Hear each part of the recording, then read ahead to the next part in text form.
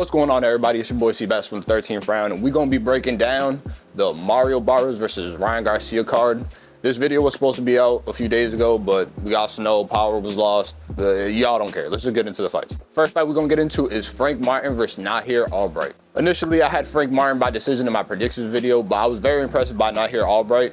He's very awkward, and he's a better boxer than you think. He fought well on the inside and on the outside. Frank was having a lot of success when he was pushing Albright back.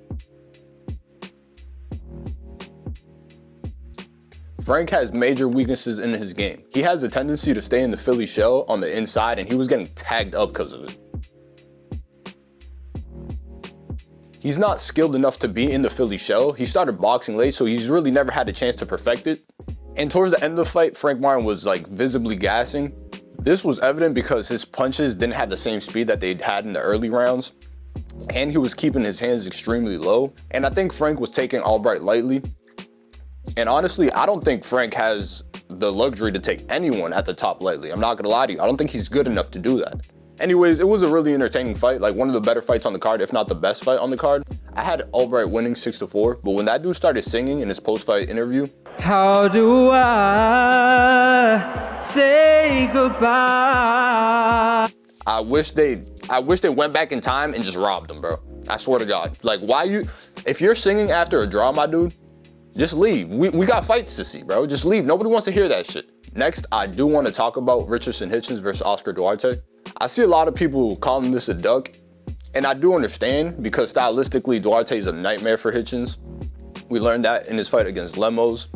And the reason for the cancellation is a little weird because, like, they said he was throwing up all night. He had food poisoning, but he still managed to gain 10 pounds the next day for the next day weigh-ins. But in my opinion, I really do believe that Hitchins was sick. You had people there like Showbiz who was there for fight week and the weigh-ins, and he said that he saw Hitchins with like a dry cough and he looked visibly weight drained. I really do believe that that was the main reason why he pulled out. I think the weight cut was just too much for him. But I'm tired of these fighters saying that they have the skills to pay the bills and then have to destroy their bodies to make a weight that they should never be in, to just try to gain a size advantage. If you have the skills to pay the bills, fight at your natural weight. For Hitchins, I'd like to see him move up to 147. I think a fight between him and Brian Norman would be very good. The 147-pound division is starting to get lit, man. And if you add Hitchins to the 147-pound division, that's more talent, and we need that there. If Hitchins decides to move up, I do want to see Duarte get a chance at the IBF belt. He made weight, he rehydrated 10 pounds. He deserves a shot at that title. I would like to see Duarte versus Adam Azim for the IBF belt. And I'm not gonna lie to you, this might just be me because a guilty pleasure of mine is watching UK frauds get checked. I'd love to see it. I'd love to see that. Next, let's talk about Antuanne Russell versus Andy Hiraoka. In my predictions video, I had Gary by UD, and obviously he won by UD. I don't think the fight was particularly as close as other people had it. Me personally, I had it 8-4 Russell, but I could see 7-5. And don't get me wrong, Andy Hiraoka was definitely game, and he's definitely a problem at 140.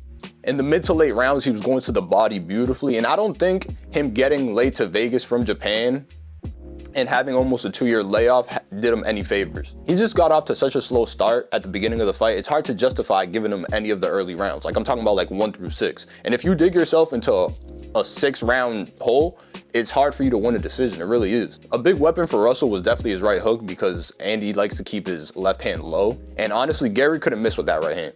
And for Andy, I don't want to see him out of the ring for another year. Honestly, I'd rather him fight on the Junto Nakatani versus Inoue card at the Tokyo Dome in Japan. I think that would be dope. As for Gary, I want to see him in bigger fights. I want to see him unify. He just defended his title against a mandatory, a guy that's been honestly ducked for a long time. I want to see him unify against Dalton Smith. And that's a good-ass fight, man. Two guys that like to stay in the pocket and let their hands go. I do think Gary Russell will outbox him, therefore fraud checking another UK fighter. Another guilty pleasure of mine. Now let's talk about the main event.